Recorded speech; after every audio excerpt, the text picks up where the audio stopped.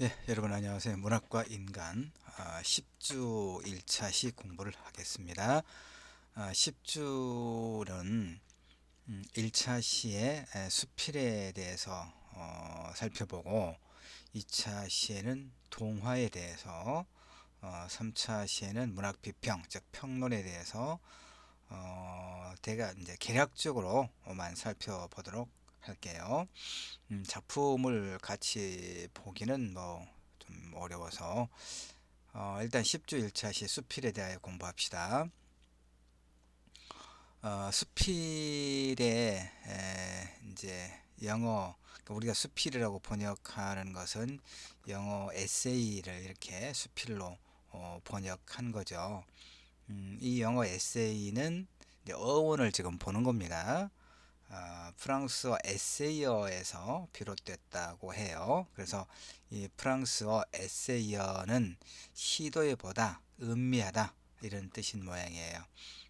이렇게 쭉 이제 뭐 어원이 원을 찾아봤고 어쨌든 이런 것들을 우리가 이제 수필로 우리 문화에서는 한국 문화에서는 문학에서는 수필 에세이를 번역을 해서 수필로 쓰죠.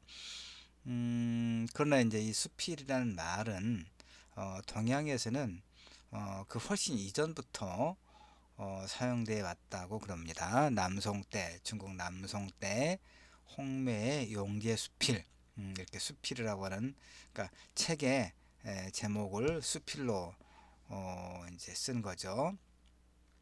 이 용지의 수필의 서문에 나는 버릇이 게을러 책을 많이 읽지 못하였으나 뜻하는 바를 따라 앞뒤를 가리지 않고 써 두었으므로 수필이라고 한다. 이런 말이 보인단 말이에요.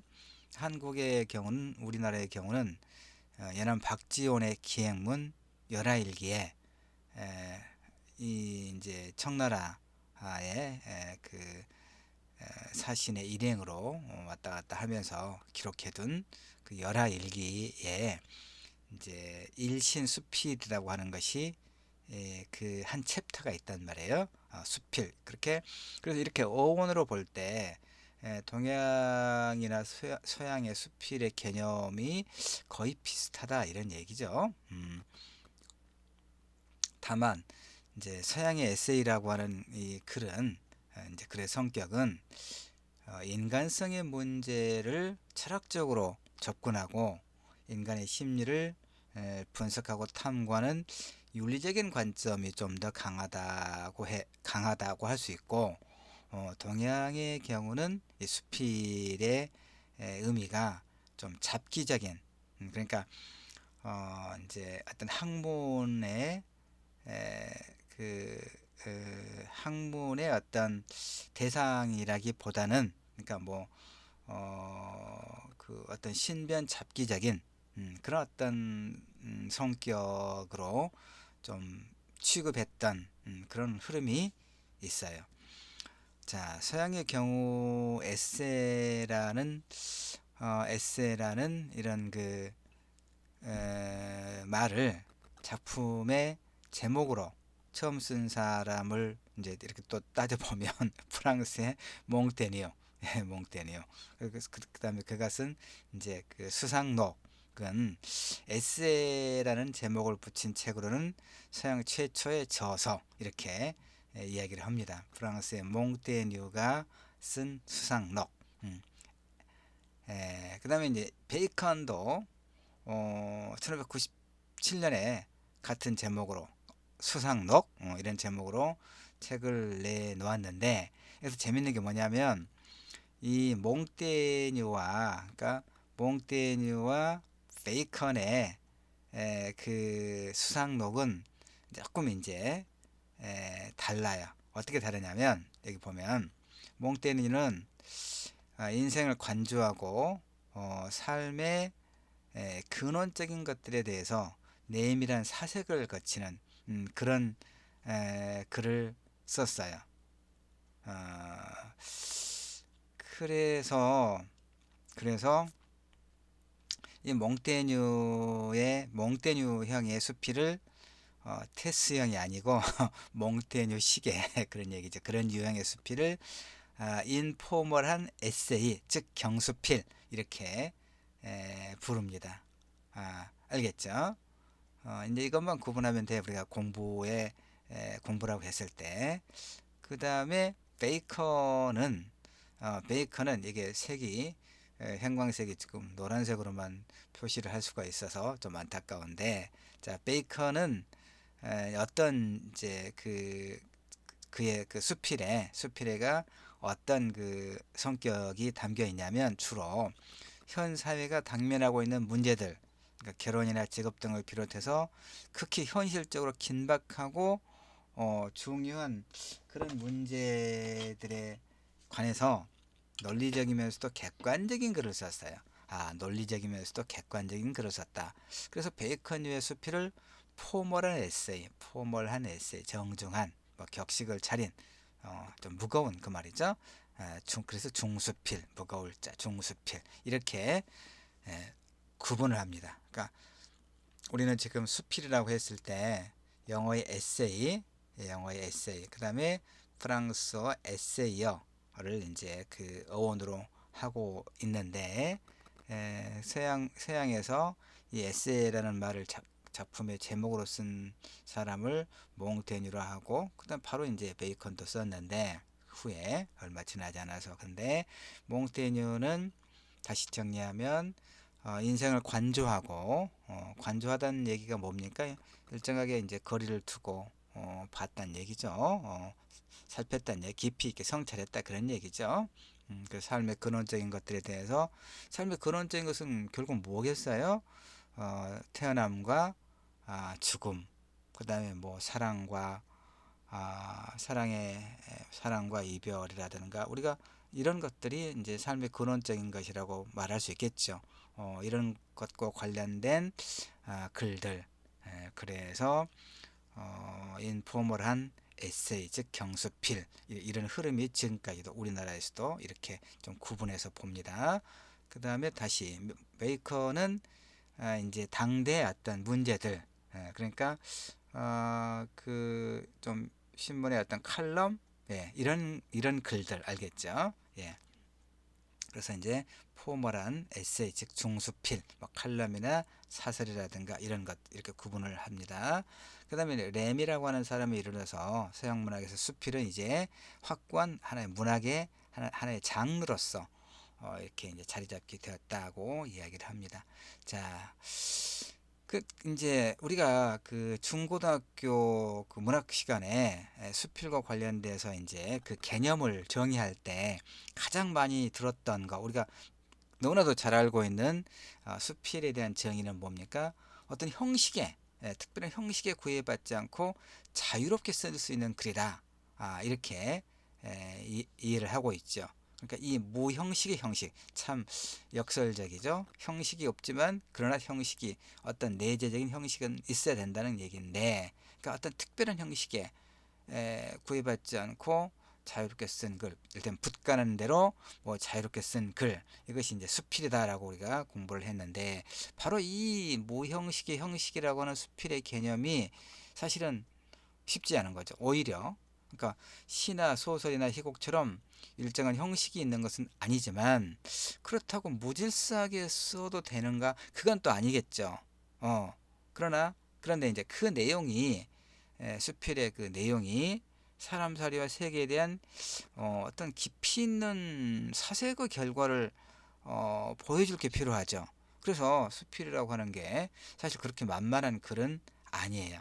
누구나 쓸 수 있고, 그다음에 이제 뭐 어떤 형식에 얽매이지 않고 붓가는 대로 자유롭게 쓴 글이다라고 수필을 정의해 놓으니까 그야말로 누구나 쓸 수 있고 어렵지 않게 쓸 수 있는 글이라고 생각하기 쉽지만, 실제로 내가 수필을 한번 써보자 라고 쓰기 시작하면, 이제 쓰려고 책상에 앉으면 잘 안 되죠. 물론 다른 글도 잘 안 되죠. 그런데 수필에 대한 개념이 사실은 이렇게 시나 소설처럼 희곡처럼 아주 그 명료하게 사실 명료하지 않죠. 이 특별한 형식이 구애받지 않고 자유롭게 쓸 수 있는 글이다. 이 무형식의 형식이다. 라고 하는 수필의 개념은 오히려 좀 어려운 부분이 있다. 이런 얘기죠.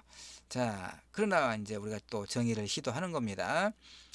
그래서 수필은 어쨌든 에세이는 이것도 좀 이 수사적인 표현이에요. 지금 내가 내 책에 이제 그 현대 문학의 이해에서 뭐 수필이란 무엇인가 이제 그 부분에 실려 있는 내 책에 실려 있는 내용을 이제 우리 수업 자료로 활용하기 위해서 일부를 옮겨 왔습니다만은 그래서 PDF 파일로 만들었는데 이 문장 자체가 참 수사적입니다.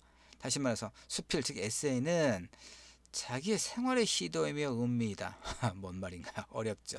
이것은 자기가 살아가는 방식을 여러 각도에서 바라봄으로써 개인적 성과를 제시하는 것이며 사회 현상의 의미며 더 나아가서 사회 현실을 관찰하고 사회 문제를 논의하는 시도다.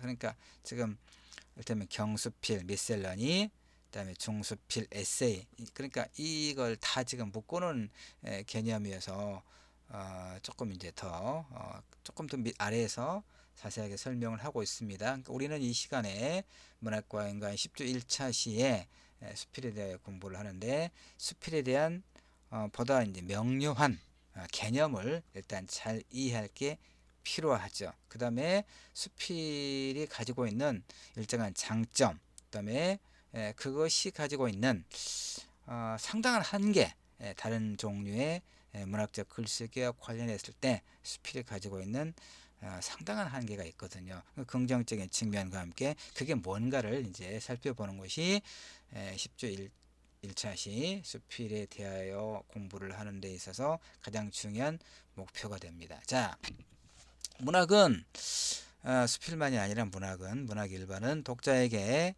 감동적인 놀라움을 예비해야 한다라고 해놨습니다. 놀라움이 어떤 것이라도 상관없지만 이 놀라움은 이를테면 어떤 발견, 무엇인가에 대한 발견에서 우러나오는 것이거든요. 그러니까 뭐 인지의 충격이라고도 할 수 있는데 감각의 자극과 새로움의 인식에서 이런 그 어떤 인지적 충격이 발생해요. 그러니까 문학은 언어를 통해서 잠재되어 있는 감각을 일깨워주고 일상적인 인식을 늘 새롭게 바꿔주는 그런 역할을 하거든요. 수필도 문학이기 때문에 그런 역할을 당연히 가지고 있죠. 그래서 이제 그 좀 인용을 하자면 수필이 갖는 문학으로서 성격은 뭐냐?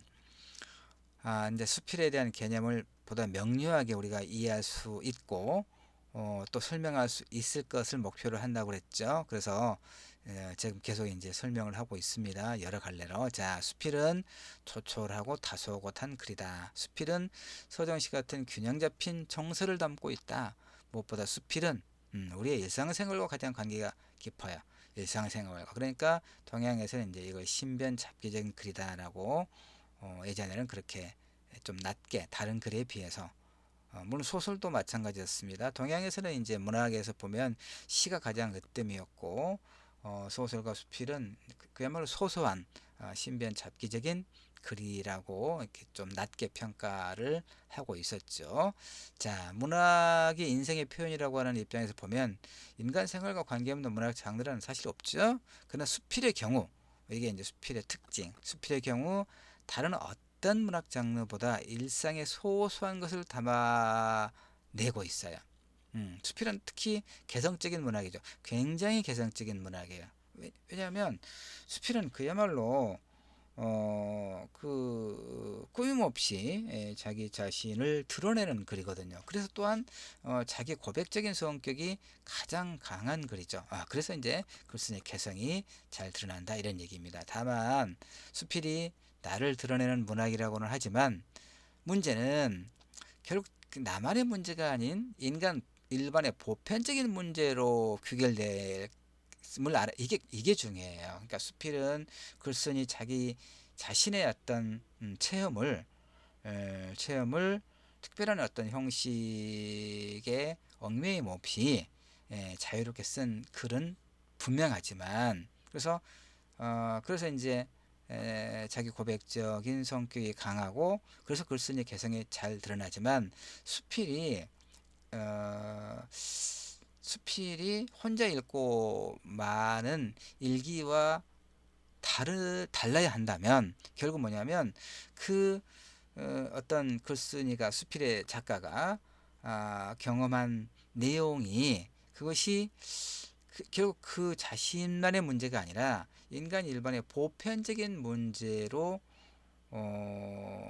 문제였을 때 수필을 읽는 독자의 넓은 공감과 지지를 받을 수 있다 이런 의미가 돼요. 그러니까 결국 수필은 인간에 대한 깊은 이해와 애정과 경험을 풍부한 사색을 통해 드러내는 매우 개성적인 글이다 이렇게 설명할 수 있어요. 자, 이 앞에 이제 앞에서 수필의 주요 성격 개념과 관련된 거죠. 주요 성격으로 무형식의 형식, 그다음에 개성적인 글 두 가지를 지금 들었습니다. 물론 제재가 다양하다는 것도 수필의 성격 중 하나입니다. 제재가 그러니까 그 글감 수필은 무엇이든 물론 뭐 시도 그렇고 소설도 그렇고 그 대상의 제한은 없죠. 그러니까 하여튼 무형식의 형식, 개성적인 글. 물론 시나 소설과 같은 다른 문학 장르도 그 작가의 어떤 독특한 문체로 인해서 그다음에 그가 즐겨 다루는 어떤 주제 의식으로 인해서 작가의 개성이 작가마다 개성이 있죠. 어, 다른 문학 작품도 그러나 이제 수필은 보다 더 잘 명료하게 드러난다 이거예요. 그건 뭐냐면 수필도 문학이란 일정한 어떤 수사적 장치가 필요한 건 사실이지만 시나 소설에 비하면 훨씬 덜하죠. 시나 소설이라고 하는 문학 형식은 그야말로 그에 걸맞는 소위 문법이 있거든요.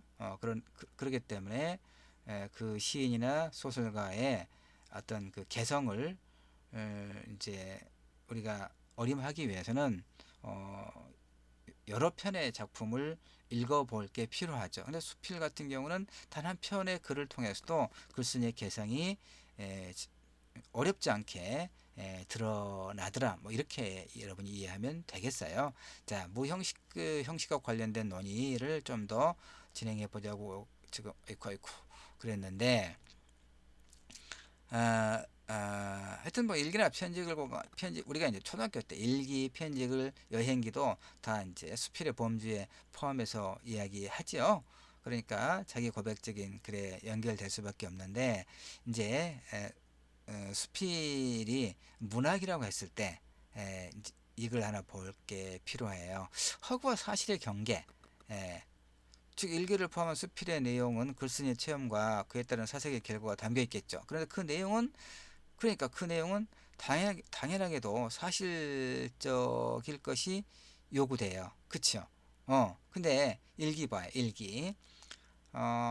이제 나는 초등학교 때 우리는 일기를 날마다 써야 되고 검사를 받고 그 일기를 안 썼으면 담임선생님한테 불려나가서 손바닥 맞고 그랬어요.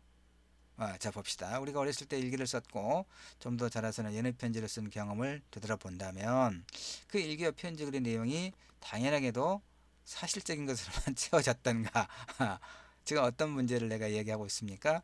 이 수필, 자기 고백적인 글 그런데 허구와 사실의 경계 수필에는 사실적인 것으로만 채워졌던가 수필의 문학이란 그 성격상 허구적인 내용을 완전하게 배제하는 것이 가능한 일인가 이런 문제가 있을 수 있단 말이야. 고백과 기록이 사실상 글쓴이의 기억에 의존하는 글이기에 문제가 그리 간단치 않거든요. 어떤 일이 지난 후에 즉 시간이 경과한 후에 돌아보는 과거란 얼마만큼의 가공을 거치게 마련이죠. 그 가공은 고의 여부를 떠나서 선택과 배제의 과정을 거치게 되어 있거든요. 그래서 원론적으로 모든 고백은 고백 그 자체만으로 진전성을 담보하는 게 아니에요. 독자의 공감이 필요하다는 얘기죠. 독자의 공감은 무엇으로부터 가능할까요? 글쓴이 체험을 담은 그 글이 어떤 보편적인 울림을 줄 수 있어야 되겠다 이런 생각을 합니다. 자, 그럼 효과를 보죠 이제. 다시 말해서 독자는 수필을 읽고 어떤 위안을 얻을까요? 자, 이제 이게 내가 이 시간에 그러니까 수필의 개념을 명료하게 그 정의할 수 있을 것과 함께 수필의 어떤 긍정적 측면, 그 다음에 일정한 한계, 자, 그 두 부분을 왔어. 이제 수필의 효과. 다시 말해 독자는 수필을 읽고 어떤 위안이라고 내가 말했습니다. 이게 중요한 거죠. 수필의 장점은 위안에 있어요. 자, 이제 좀 오래 전에 돌아가신 법정 스님 모소유, 그 다음에 지금 암 투병 중이라고 하시던데 이앤수녀님의 시 혹은 산문들, 그 다음에 이제 최근도 아니고 이것도 내가 쓴 이 책이 쓴 지가 몇 년 됐기 때문에 이것도 좀 됐습니다만은 뭐 아프니까 청춘이다 이런 소위 힐링을 치유를 주제로 하는 산문들이 소위 산문 시장, 수필 시장에서 독자들의 큰 반응을 얻죠. 교과서에는 피천득, 유호영, 이어령 이런 수필이 실려 있지만 어쨌든 뭐 이런 걸 포함해서 수필문학의 역할 혹은 기능, 자 봅시다. 자, 아리스토텔레스는 비극의 효과를 설명하기 위해서 카타르시스라는 용어를 사용해요. 비극에 등장하는 인물들의 비참한 운명을 보고 간접 경험을 함으로써 자신의 두려움과 슬픔이 해소되고 마음이 깨끗해진다는 거죠. 이 카타르시스가 이 용어는 문학 외의 여러 영역에도 사용돼요. 정신 분석에서 마음속에 억압된 감정의 응어리나 상처를 의원의 행동을 통해 외부로 드러냄으로써 강박관념을 없애고 정신의 안정을 찾는 일도 카타르시스라는 개념으로 설명하거든요. 이렇게 카타르시스는 기본적으로 타인의 삶을 간접 체험함으로써 느끼는 감정이다. 이렇게 볼 수 있어요. 그러니까 뭐 거의 대부분의 드라마의 주인공은 평범한 사람보다는 높은 신분이나 능력이나 외모를 가지고 있죠. 그렇게 남들에게 존경과 선망의 대상이 될 만한 주인공이 운명 혹은 성격의 결함으로 이후 몰락해 가는 과정을 다루는 것이 비극의 주요 서사인데 소포클레스의 비극 오디푸스 왕에서 주인공 오디푸스는 테비 왕조로 태어났다가 코린토스의 왕조로 자라지만 결국 친부 사료의 죄를 짓고 두 눈을 잃은 채 그리스를 떠돌다가 죽죠. 그러니까 관객들은 이 오디푸스 같은 인물의 생을 보면서 일정한 감정을 느껴. 일정한 감정. 이때의 감정이 카타르시스다 이 말이에요.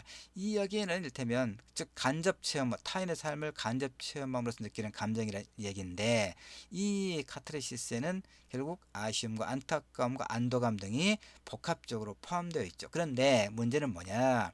관객들은 연극이 끝나면 그 상황이 자신과는 무관하다는 걸 깨닫게 되죠. 무관하다는 것을 안도와 함께 편안한 느낌이 들어. 이때 카타르시스가 완성된다고 봐. 이렇 허구의 현실로 빠져들어서 자신의 현실을 잃어버리는 효과를 동화 굉장히 중요한 개념입니다. 여기서 이 동화의 감정이 주는 가장 큰 효과가 대리만족이란 말이에요. 대리만족. 그러니까 동화의 긍정적 효과는 뭐냐?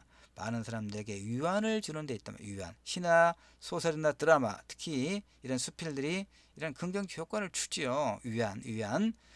복잡한 일상에 찌든 사람들의 영혼을 쉬게 해주고 그들에게 잠시나마 세상은 그래도 살만한 곳이라는 위안을 줄 수 있다면 그 자체로는 매우 긍정적인 일이죠. 위안의 긍정적인 효과가 뭐겠습니까?